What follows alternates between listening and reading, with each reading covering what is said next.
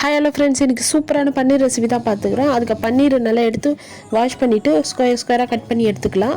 அதுக்கப்புறம் ஒரு சின்ன பவுலில் ஒரு 65 மசாலா, கொஞ்சம் லெமன், ஒரு சிட்டிகை உப்பு போட்டு நல்லா மிக்ஸ் பண்ணி எடுத்து வச்சுக்கிறோம். அப்புறம் ஒரு ஸ்பூன் மைதாவில் ஒரு சிட்டிகை உப்பு போட்டு நல்லா பேஸ்ட் மாதிரி மிக்ஸ் பண்ணி எடுத்து வச்சுக்கலாம். அதுக்கடுத்து டெசிகேட் கோகோனட் தூள் இது எடுத்துக்கிட்டோம்.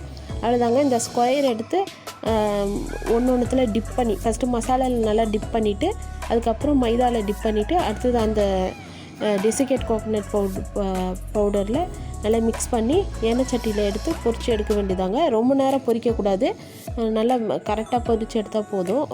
இது வேகணும்னு இல்லை, பன்னீர் உங்களுக்கே தெரியும். ரொம்ப சூப்பராக இருக்குங்க, நல்லா சீஸியாகவும் இருக்கும். நல்லா இது கூட டொமேட்டோ சாஸ் வச்சு சாப்பிட்டோன்னா உண்மையாகவே ஹைலைட்டாக இருக்குங்க. அதுவும் இந்த கோகோனட்டு பவுடர் இருக்குல்ல, அதுதான் ரொம்ப ஃப்ளேவர் கொடுக்கும்.